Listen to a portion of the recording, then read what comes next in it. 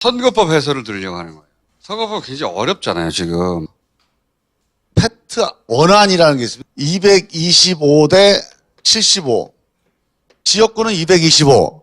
그 다음에 비례대표는 75. 현재. 아니, 253 대 47입니다. 그러니까 가장 큰 차이는 뭐냐. 47명이라는 비례대표 의원을 75명까지 늘린 겁니다. 원하는. 예, 이게 패스트트랙의 가장 강력한 개혁성이에요. 우리 박경미 의원이 비례대표인 거 아시죠?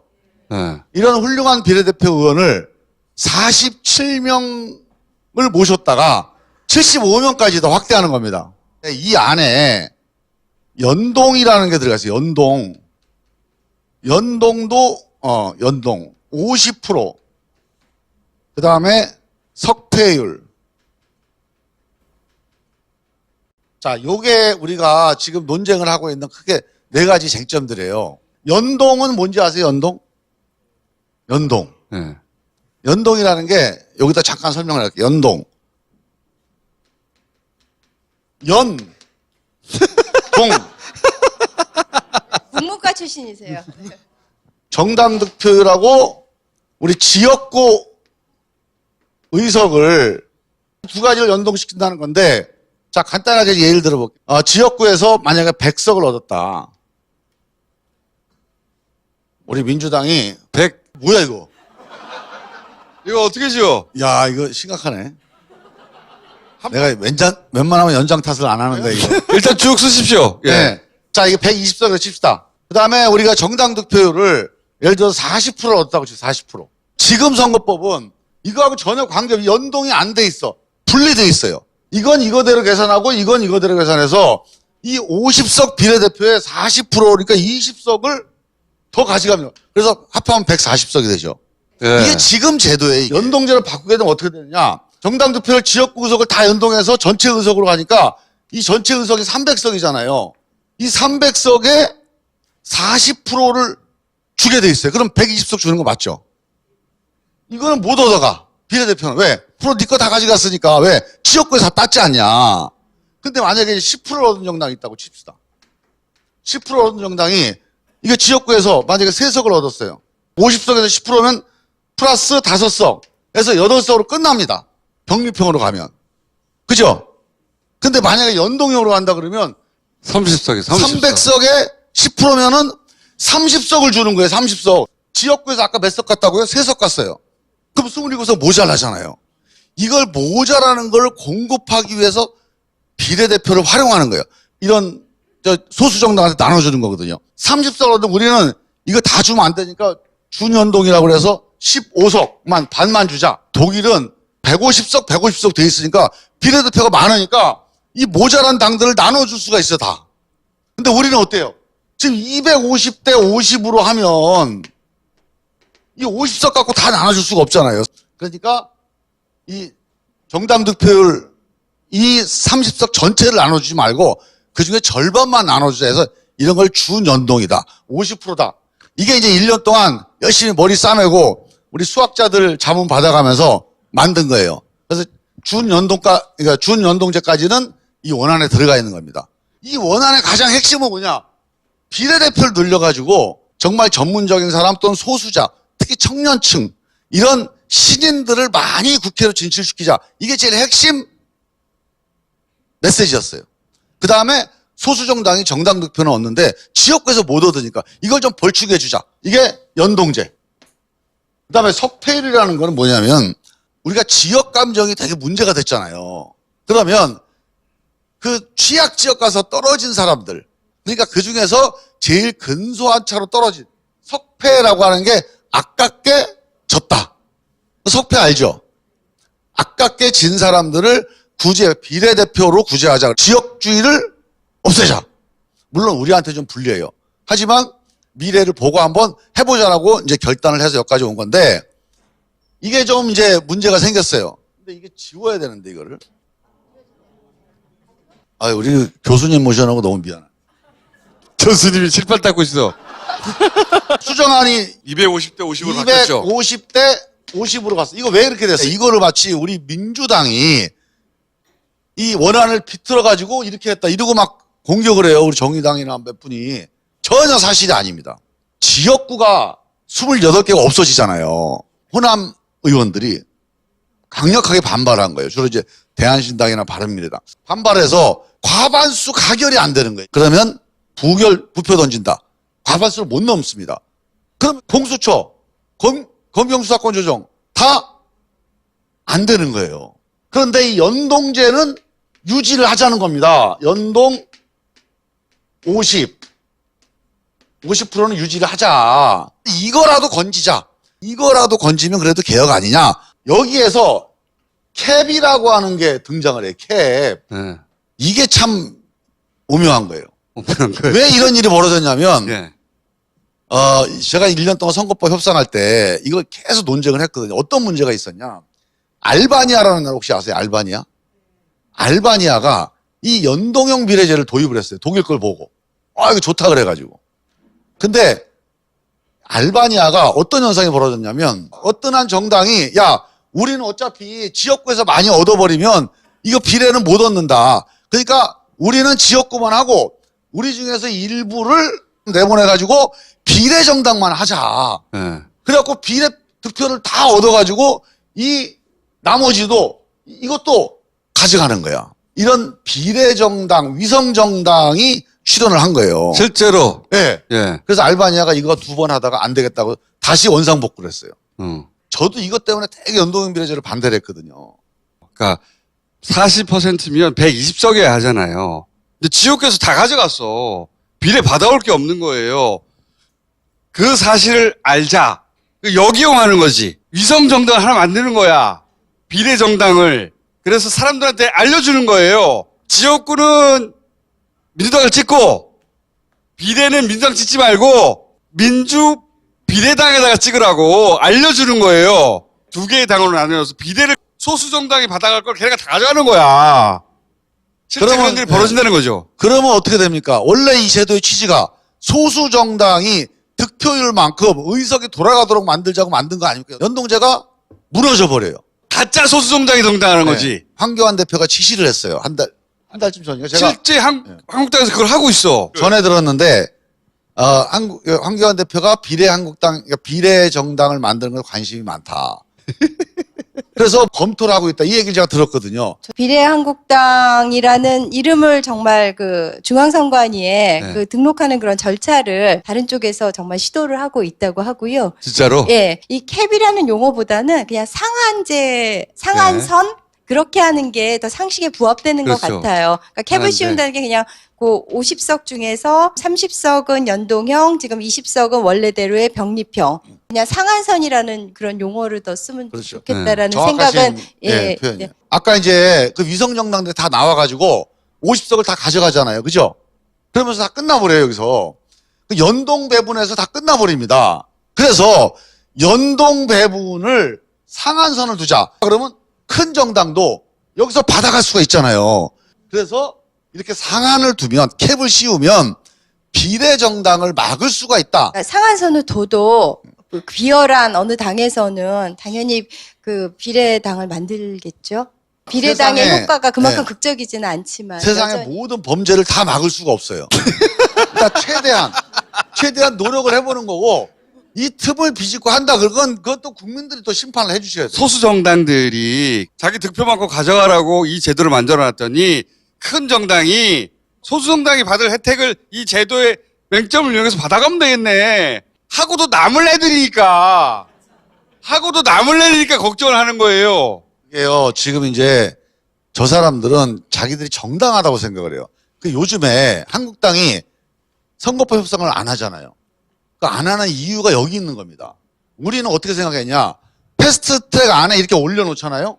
그럼 우리 당도 마찬가지고 한국당도 한 10석이 마이너스가 되는 선거제도니까 당연히 본회의 표결 앞두고 한국당이 협상을 할 거다. 그렇지. 딸려 들어올 그래서 거라고. 한국당을 끌어들이기 위해서 마지막 최대 압박을 하기 위해서 패스트트랙을 통과시킨 거예요. 걔네들은 짠머리를 굴리고 있었던 거야. 네. 근데 협상을 안 해. 알고 보니까 이 머리를 굴린 거예요. 그래, 우리는 그냥 비례당 만들어서 우리는 챙길 테니까 니들 통과시켜라. 이러고 지금 앉아 있어요 지금. 그래서 지금 한국당이 이걸 아주 진지하게 고민을 하고 실제 합니다 그 사람들은. 하고 100% 해요. 남지. 네. 하고 남아. 네. 꼭 한다고 봐요 나는. 그래서 이 문제가 그러면 정의당한테도 손해 아닙니까? 손해죠. 보수 유튜버들이 계속 이걸 홍보를 하기 시작하면 20% 이상 저는 얻는다고 봐요. 비례만 모아주는 네. 게 그러니까 그러면- 알기만 하면 그러면 찍을 때 지역구는 한국당, 이거는 비례는 이 당, 이걸 머릿속에 넣기만 하면 되잖아요. 공식적으로 자매정당이라는 용어를 자매정당. 쓰면서, 예, 그래서 네. 형제정당이 아니라 자매정당에서 그래도 페미니스트인가 뭐 그런 생각을 하면서 들었는데 여성정당, 자매정당, 형제정당이 그러니까 이거- 나오고 있어요. 얘네들은 이거 가능하네? 숫자 나오네? 그래서 우리도 그러면 하자 민주당도 그런 얘기 나올 그런 사람 법하죠. 나올 것 같아요 앞으로. 그렇지만 당 차원에서 못하고도 이 제도를 무너뜨리는 거니까 근데 약간 자유한국당은 할 수 있지. 우리 당 지지자 이거 하자 그러면 아마 당에 대해서 되게 문제 제기할 사람이 되게 많아요. 민주당은 이걸 주장할 수가 없어요. 그러면 애초 이 제도를 만든 그렇죠. 취지를 무너뜨리니까 주장할 수가 없고 자유한국당은 주장할 수가 있어요. 우린 여기 동의 안 했다. 반대했다. 민주당 지지자들이 주장하겠지. 우리도 비례정당 만들자고. 저기는 정당에서 추진하잖아. 그런데 그 사이에 정의당은 피해를 입는 거예요. 또 이렇게 가져갈 거니까 다 뺏기는 거죠 또. 뺏기는 거지. 정의당이 아니 니네 그 한두 석 더 얻으려고 욕심을 부리냐 이렇게 얘기해. 아니 이건 우리 유불리하고 전혀 관계가 없습니다. 이 캡을 안 씌우면 가장 큰 피해자는 누구예요? 정의당은 그 정의당이에요. 생각은 못했던 것 같아요. 처음에 이 캡에 대한 고민은 비례정당 이런 걸 상상하는 쪽이 아니니까. 우리 거를 보호하기 위해서 그런 제안을 했다고 착각을 한 거예요. 근데 그저께부터 생각이 좀 달라지기 시작해요. 우리가 설명을 했거든요. 네. 절대 아니다. 유불리 관계없. 우리가 열성 마이너스인데 뭐가 차이가 나겠냐. 마이너스를 고민하면 아예 이거 엎어버린다. 마이너스가 문제가 아니라 이 제도가 무너진다. 계산기를 두드려 보면 정의당도 손해예요 이게. 그리고 가장 계산기를 큰 피해자가 정의당입니다. 뉴스 보실 때 아이고 민주당이 이거 뭐 끝까지 유불리 때문에 당내 당략 때문에 한다. 이런 뉴스 그거 믿지 마세요. 그 기자들도 잘 모르더라고. 이해를 못했어요. 비록 어제 한국당이 여기에 대해서 공개적으로 발언을 하기 시작했어요. 맞아요. 안 된다고. 비례한국당. 그리고 오늘인가 조선일보에 기사 크게 났더라고요. 그러면서 기자들 바뀌어버렸어요. 이거 심각하네. 가능성이 있네. 그래서 캡 문제는 아마 이거 없이 가기는 쉽지 않다. 만약에 이거 없이 가면 민주당 쪽에서도 비례민주당 만들자는 얘기가 안 나올 수가 없어요. 나오죠. 네. 양쪽 모두 만들면 정의당은 찌그러드는 거예요. 큰 정당이 비례율을 더 많이 가져갈 테니까 당연히. 그래서 30석까지 가는 거는 이제 야3당이 동의를 한 겁니다. 이것 때문에 합의한 거예요. 네. 이거 실제로 문제가 되는구나. 계산기 두드려 보면 자기한테 올 이득이 줄어드는 거니까요. 보통 예제 풀고 나면 이제 연습 문제. 연습 문제. 최근에 리얼미터 그 정당 지지율을 보면은 네. 81.2%예요. 81.2%인데 그다음에 자유한국당이 29점 몇 프로, 네. 그다음에 정의당 여기까지만 하는데 얘네들을 다 더하면은 82%밖에 안 돼요. 네 개 당은. 이게 이제 82% 전체 중에서 41.2%니까 이걸 이제 뭐 100%로 환산을 해서 나중에 이제 계산을 하겠죠. 그래서 우리 땅 지지율이 현재 한 45% 정도 된다고 이제 가정을 그런 식으로 하면은 환산해서. 네네. 그러면은 300석에 45%면은 135석이 되죠. 네. 근데 현재 더불어민주당이 지역구만은 116석이에요. 현재. 네네. 네. 그러니까는 이제 차이가 얼마예요? 19석 차이잖아요. 예. 19석. 예. 그런데 연동률이 50%니까 예. 이 19석에 이제 50% 1.5. 1.5. 그러니까 1.5. 그래서 10석 정도를 우리가 연동형에서 갖고 올 수 있게 비례로 되는. 가져올 수 있는 거죠. 네네. 연동형. 근데 45%하고 40%하고 이제 정말 크게 차이가 나요. 만약 우리가 40%밖에 못 갖고 있다. 40% 득표를 40% 예, 했다. 예. 이게 이제 100%로 환산했을 때 40%라고 했을 때는 300석에 40%면은 120석이잖아요.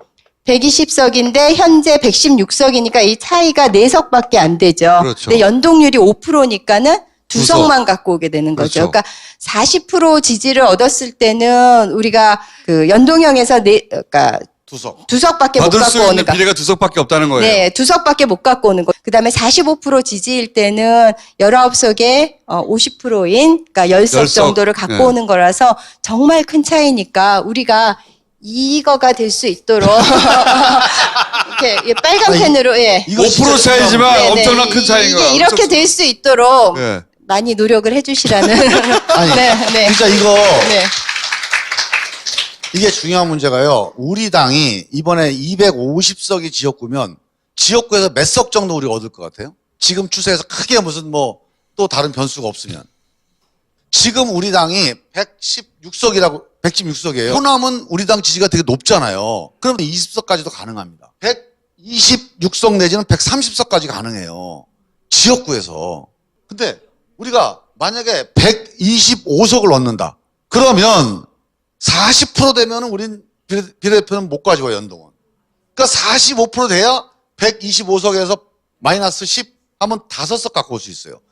이게 무슨 말이냐? 비례를 많이 찍어야 된다는 거야. 네, 우리가 비례대표에서 의석을 갖고 오려면 정당 득표율이 45%가 넘어야 됩니다. 지난번에 우리 몇 프로인지 아세요? 20대? 그때는 뭐 국민의당 때문에 약간 좀 특수한 경우긴 한데 23%였어요. 지난번보다 2배를 더 정당 득표를 얻어야 돼요. 근데 지난번에 왜 23%가 됐냐면 인물은 우리를 민주당을 찍어도 정당 득표는 국민의당이나 정의당으로 양쪽으로 갈라져 버린 거예요. 맞아요. 그래가지고서 정당 득표율이 내려앉은 거거든요. 예전에 17대 때 우리가 153석 과반수 얻을 때 그때 정당 득표율이 38%입니다. 그러니까 잘 안 나와요, 정당 득표율이라는 게.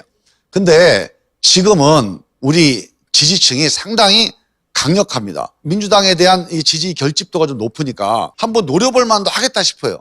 40% 이상을 얻으면 환산 득표율이 45%가 됩니다. 그러면 우리가 지금 우리 비례 수준으로 확보를 할 수가 있습니다. 그래서 이거 다 잊어버리시고 그냥 한 가지만 기억하시면 돼요. 정당 득표율 45%를 꼭 우리가 달성을 해야 됩니다. 비례를 결정하는 투표는 전략적 투표를 많이 했어요. 그러니까 진보 정당을 지지하지만 자유한국당을 막기 위해서 민주당에 표를 준 사람도 있어요. 거꾸로 나는 지역구는 민주당한테 주지만 비례는 정의당한테 준다는 사람도 있었어요. 이런 전략 투표가 분명히 양쪽 모두 존재했거든요. 근데 이번에는 오히려 자유한국당이 그런 전략 투표를 하자는 거예요. 지역은 여기다 꽂고 비례는 전부 다 한쪽에 몰아줘. 그런 걸 하려고 하는 거죠. 지금 비례 한국당을 만들어가지고. 근데 이번에는 이거 정의당 줘야 되나? 아니 민주당에 다 몰아줘야 되나? 이런 고민을 하게 될지도 몰라요. 저쪽이 만약에 선전할 수도 있는 거 아니에요. 그러면 과반이 저쪽에 넘어갈 수도 있잖아. 이 전략 투표에 대한 고민도 하게 될 거라고 저는 봅니다. 전문가들이 예상하는 거는 총선 때 정당 득표율 예상치는 한 15% 정도 됩니다. 정의당이. 의석 할당 기준이라는 게 있어요. 이른바 봉쇄 조항이라고 그러는데 현재 법은 3% 이상을 얻은 정당만 나눠줍니다. 지난번에 기독자유당이 2.9% 얻었다가 못 얻은 거거든요. 3.5%, 3.4% 하고 5% 미만에 실제로 의석을 얻는 정당들이 녹색당, 청년당, 기독당, 정광훈당 이런 게 나올 수가 있어요. 정광훈당 나올 수 있어요. 네, 그래서 그런 게 나오게 됐을 때 과연 정의당이 그 15% 지지를 유지할 거냐. 왜냐하면 그쪽도 한 석씩 가져갈 거니까. 그냥 결국 녹색당, 청년당 이런 나올 수 있거든요. 3%짜리 비례 자잘하게 자르는 그런 것도 가능하단 말이죠. 저쪽의 머리는 이쪽 머리하고 좀 달라요. 그래서 기독당도 나오고 여기가 녹색당 같은 것이 진출할 수 있다 이 생각만 하는데 저쪽에서는 한 석 다 가져갈 수 3%만 넣으면 되니까 짜잘하게 효과적으로 나눠가지고 여기에 20%, 여기에 3%, 여기 5% 이런 식으로 해서 최대 수치가 나오게 그 조합을 만들어서 그 정당을 출연시킬 수 있어요. 제가 보기엔. 의석 할당 기준을 현재 3%로 돼 있는데 5%를 올리자. 저도 이게 올려야 된다고 쟁점이잖아요. 극단적인 정당이 국회로 들어와서 정치가 너무 극단화되지 않을까. 지금 유럽이 그렇게 돼 있거든요. 동세 조항을 좀 상향합니다. 그래서 5%로 해서 우리도 5%로 하자. 근데 정의당은 소수 정당에 진입할 수 있는 명분 그걸 주장해 왔기 때문에 그걸 5% 높이면 이율배반이 되는 거죠. 의석수의 관점에서 보자면 5% 높여줘야 되거든요. 사실 정의당도 그걸 말을 못하는 거지 스스로. 또 유불리를 떠나서 전체적인 우리 정치 발전을 위해서 과연 우리가 그런 극단적인 메시지를 우리 의회에 정강훈당 들어오는 게 지금 시점에서 맞느냐 이런 또 이제 판단이 필요합니다. 오늘 국회 상황 조금 말씀드리면 석패율하고 관련해서요. 네. 오늘가 석패율도 민주당 설명해 주세요. 네, 예. 민주당을 뺀 이제 3+1당에서 석패율 받아라 이렇게 네. 했는데 저희 의총을 거치면서 석패율은 받기 어렵다는 이제 근데 그 그런 이유를 설명해 주십시오. 네. 이전에 이제 비례가 75명이나 됐을 때는 이제 그 석패율을 반영할 그런 여지가 있었는데 지금 이제 50으로 비례가 쪼그라들면서 지금 50 내에서 정말 뭐 여성, 청년, 장애인, 독립유공자 후손도 받자, 뭐 또 뭐 안보, 뭐 환경, 노동 전문가 이렇게 받을 룸이 없는 거예요. 석패율로 지역에서 지역구로 출마했다가 이제 아깝게 그 낙선을 한 뭐 중진이 될지 신인이 될지는 모르겠지만 어쨌든 그런 분들을 이 비례로 끌어들일 그런 룸이 없는 거예요. 지금 룸이 너무 50명으로 하기도 바쁘니까는요. 네. 그게 하나 있고 그다음에 석패율을 도입하게 된 어떤 근본적인 그런 문제 의식은 이제 지역주의 그렇죠. 타파였잖아요. 네. 그래서 영남에서 민주당이, 호남에서 자유한국당이 이제 의원이 배출될 수 있도록 하자라는 그런 초기 의도가 있었는데 지금은 이제 그런 지역구도 타파와 그 무관하게 지금 이제 전국 정당 명부로 해서 석패율을 적용한다고 당에서 하니까 그 당에서 지명도가 높은 사람들이 아무래도 그렇죠. 의원이 네. 될 가능성이 높아지는 제도긴 그러니까 하죠. 우리가 초심으로 이 석패율을 제안했던 데랑 많이 변질이 됐고 네. 그다음에 비례 룸이 없고 사실 그래서 받기가 정의당에서는 어려운 과거에 거죠. 석패를 반대했고 지금 거꾸로 민주당이 석패를 반대하는 거예요. 결국 석패율로 구제되는 사람 되게 중진일 가능성이 높다. 그럼 중진 구제하자고 우리가 이런 걸 또 도입해야 되냐. 이제 지역주의 타파에 별로 기여도 안 되고 그래서 이건 안 된다. 이러고 이제 주장을 하는 건데 정의당은 우리는 그런 중진이 없다. 우리의 취지는 당선되지 않을 곳에서 3차례, 4차례, 5차례 출마했던 사람들. 그 사람들은 조금씩 자기 득표율을 높여와서 당선까지는 아니라도 높여왔는데 그 양반들이 국회에 진출할 수 있는 길을 열어주고 싶다는 거죠. 그것도 이해가는 아니 정의당만 보면 일리가 그렇죠. 있어. 석패율이 없으면 정의당이 좀 답답하겠다고 싶은 생각이 드는 게 지금 정의당 의원님들이 지금 한 6명 되는데 이분들이 다 의정활동을 잘 하시는 분들이에요. 근데 떨어집니다. 예. 떨어질 지금 확률이 양당 높죠. 이런 분들은 구제가 되거든요. 석패율을 적용을 하면. 그래서 정의당만을 보면 중진구제형이라기보다는 현역으로 지금 뛰었던 이 6명의 의원들이 다시 한번 재선할 수 있는 그런 기회가 돼서 정치 발전에 저는 의미가 있을 수 있다. 근데 뭐 정의당만 있는 게 아니기 때문에 문제가 있다. 이런 게 하나가 있고. 다른 당들은 중진구제형이 거의 확실시 되는 거죠. 근데 사실은. 우리가 가장 본질적으로 석패율에 대해서 부담을 갖는 건 이겁니다. 저하고 박경민 의원하고 좀 다르잖아요.